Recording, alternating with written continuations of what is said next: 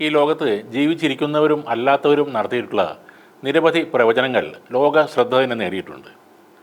പലപ്പോഴും അതിൽ പറഞ്ഞത് പലതും സംഭവിച്ചിട്ടുമുണ്ട്. അതുകൊണ്ട് തന്നെ അത്തരം പ്രവചനങ്ങൾക്ക് സ്വീകാര്യത ഏറെയാണ്. ഇപ്പോൾ ബംഗ്ലാദേശ് പ്രധാനമന്ത്രി സ്ഥാനത്ത് നിന്നുള്ള ഷെയ്ഖ് ഹസീനയുടെ രാജിയും രാജ്യം വിടലും ഒക്കെ നേരത്തെ ഒരാൾ പറഞ്ഞിരുന്നു എന്നാണ് അറിയുന്നത്. പ്രശാന്ത് കിനി എന്ന ഇന്ത്യൻ ജ്യോതിഷിയാണ് മാസങ്ങൾക്ക് മുൻപ് തന്നെ ഷെയ്ഖ് ഹസീനയുടെ പതനം പ്രവചിച്ചുകൊണ്ട് ഇപ്പോൾ വൈറലായി മാറിയിരിക്കും. കഴിഞ്ഞ വർഷം ഡിസംബറിലായിരുന്നു പ്രശാന്ത് കിനിയുടെ ഈ വൈറലായ പ്രവചനം.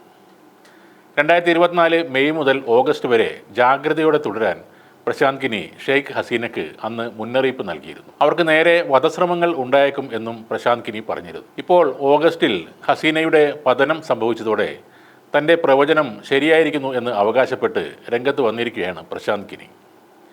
2023 ഡിസംബർ 14 പ്രശാന്ത് കിനി എന്ന ഈ ജ്യോത്സ്യൻ പ്രവചനം നടത്തിയിരിക്കുന്നത്.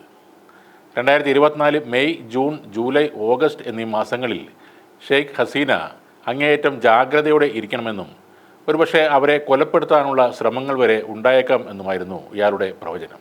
അന്ന് എക്സിൽ പങ്കുവച്ച ഈ പ്രവചനം വീണ്ടും സാമൂഹിക മാധ്യമമായ എക്സിൽ തന്നെ ഇപ്പോൾ ഷെയർ ചെയ്തിരിക്കുകയാണ് അദ്ദേഹം. ആ പോസ്റ്റിൽ ഒരു കമൻറ്റിൽ ഒരാൾ ചോദിക്കുന്നത് ബംഗ്ലാദേശിൻ്റെ ഭാവി എന്തായിരിക്കുമെന്നാണ്. അത് പൂർണ്ണമായും ഇന്ത്യ വിരുദ്ധം ആയിരിക്കുമെന്ന് അദ്ദേഹം മറുപടി പറയുന്നുണ്ട്. കിഴക്കൻ പാകിസ്ഥാൻ എന്ന പഴയ അവസ്ഥയിലേക്ക് ബംഗ്ലാദേശ് പോവുകയാണെന്ന് മറ്റൊരാളും പറയുന്നുണ്ട്. നേരത്തെ വയനാട് ഉരുൾപൊട്ടലിനെ കുറിച്ചും ഈ ജ്യോതിഷി സൂചന നൽകിയിരുന്നു എന്ന് പറയുന്നുണ്ട്. ജൂലൈ ആദ്യവാരത്തിൽ ഇന്ത്യയുടെ പടിഞ്ഞാറൻ തീരപ്രദേശങ്ങളിൽ റെക്കോർഡ് അളവിൽ കനത്ത മഴ പെയ്യും. ദക്ഷിണേന്ത്യയിലെ പല ഹിൽ സ്റ്റേഷനുകളിലും മേഘസ്ഫോടനവും മണ്ണിടിച്ചിലും സാധ്യമാണ്. നിരവധി ഡാമുകൾ ഒരാഴ്ചക്കുള്ളിൽ കവിഞ്ഞൊഴുകാൻ സാധ്യതയുണ്ട്.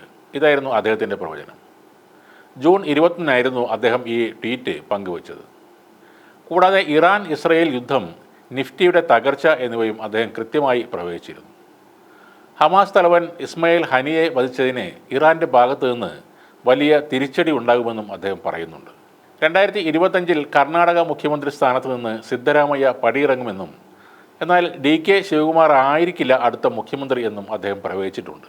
മറ്റൊരു ഞെട്ടിക്കുന്ന പ്രവചനം പാരീസ് ഒളിമ്പിക്സിൽ ഇന്ത്യക്ക് ഒരു സ്വർണം പോലും ലഭിക്കില്ല എന്നതാണ്. ഇന്ന് ഫൈനലിലെത്തി സ്വർണം നേടുമെന്ന് നമ്മൾ എല്ലാവരും ഉറപ്പിച്ചിരുന്ന വിനേഷ് ഫോഗാട്ടിൻ്റെ അയോഗ്യത വന്നതോടെ അതും ഏറെക്കുറെ സത്യമായി മാറിയിരിക്കുകയാണ്.